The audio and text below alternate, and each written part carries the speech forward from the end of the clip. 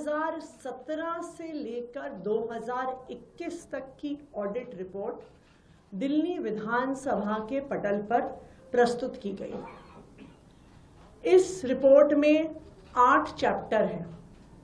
उस 8 चैप्टर में से पहले 7 चैप्टर 2017 से 2021 के दौरान जो दिल्ली की ओल्ड एक्साइज पॉलिसी थी उसकी ऑडिट रिपोर्ट है। उस पॉलिसी की खामियां हैं, उस पॉलिसी में क्या क्या करप्ट प्रैक्टिसेस थी उनको उजागर किया गया है। और एक चैप्टर जो दिल्ली सरकार द्वारा लाई गई न्यू एक्साइज पॉलिसी थी उस पर है। सबसे पहले मैं ये कहना चाहूंगी कि दिल्ली सरकार ने, आम आदमी पार्टी की सरकार ने लगातार बार बार ओल्ड एक्साइज पॉलिसी में हो रहे भ्रष्टाचार को दिल्ली वालों के सामने रखा।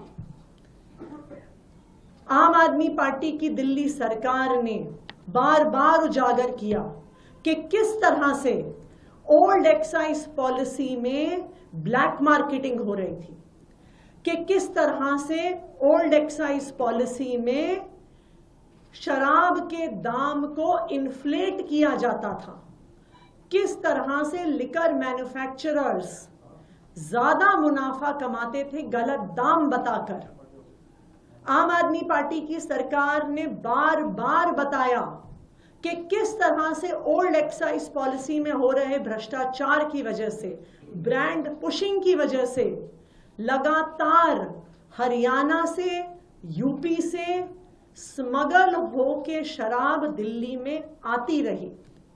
और आज आम आदमी पार्टी सरकार की इस बात पर सीएजी की इस रिपोर्ट ने मोहर लगा दी है कि ओल्ड एक्साइज पॉलिसी जो 2017 से 2021 तक चली उसमें हर प्रकार का भ्रष्टाचार हुआ।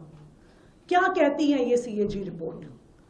ये सीएजी रिपोर्ट बताती है कि भ्रष्टाचार 2 तरीके से हो रहा था, कि कितनी शराब बेची जा रही थी उसमें भ्रष्टाचार था, क्योंकि जो पैसा सरकार के पास आता था वो हर बॉटल के हिसाब से आता था। तो जो, और ये सब जानते हैं कि जो शराब बेचने वाले थे वो किस पार्टी से जुड़े हुए थे, किस पार्टी के लोग थे जिन्हें शराब के ठेके मिले हुए थे, किस पार्टी के लोग थे जिनको शराब बनाने के ठेके मिले हुए थे। वो क्या करते थे? बॉटल बाय बॉटल जब एक्साइज कैलकुलेट होता था तो वो फर्जीवाड़ा करते थे ये दिखाने में कि कितनी बोतलें बेची गईं।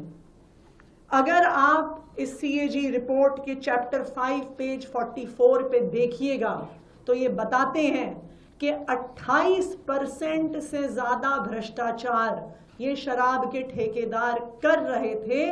कितनी शराब बेची जा रही थी उससे 28% कम की रिपोर्टिंग हो रही थी और इन दलालों की जेब में पैसा जा रहा था। दूसरी बात, ये रिपोर्ट साफ साफ बताती है कि शराब की ब्लैक मार्केटिंग हो रही थी। सब जानते हैं कि किस पार्टी के लोगों के पास इन शराब के ठेके थे। आप इस सीएजी रिपोर्ट की पेज 59 पे देखिए तो सीएजी रिपोर्ट बार बार कह रही है कि जिनके पास शराब के ठेके थे वहां से स्मगलिंग हो रही थी, वहां से ब्लैक मार्केटिंग हो रही थी और दिल्ली सरकार को रेवेन्यू लॉस हो रहा था। ना सिर्फ इतना, जो बार बार ये मुद्दा उठाया जा रहा था कि मात्र 5% प्रॉफिट था, ये सीएजी रिपोर्ट ये दिखाती है 7वीं में पढ़ने वाले बच्चे को भी पता है कि प्रॉफिट परसेंटेज कैसे कैलकुलेट होता है। Selling price minus cost price के आधार पर प्रॉफिट कैलकुलेट होता है।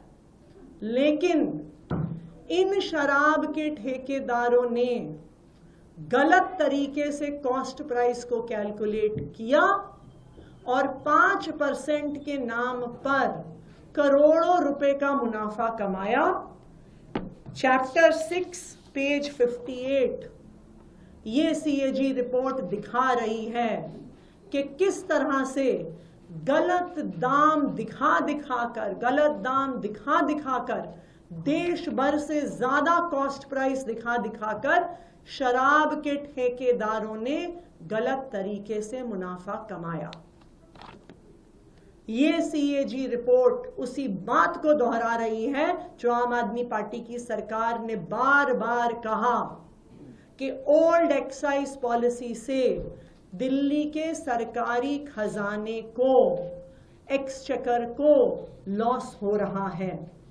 ना सिर्फ इतना, इस पॉलिसी की वजह से लगातार स्मगलिंग होके दारू, शराब दिल्ली में आ रही थी। कहां से आ रही थी? उत्तर प्रदेश से आ रही थी, हरियाणा से आ रही थी। सब जानते हैं कि किस पार्टी की सरकार वहां पे है और उस स्मगलिंग से किसको फायदा हो रहा था। तो आज सीएजी की रिपोर्ट ने इस बात को साबित कर दिया है कि आम आदमी पार्टी की सरकार ने ओल्ड एक्साइज पॉलिसी को हटाकर सही फैसला लिया।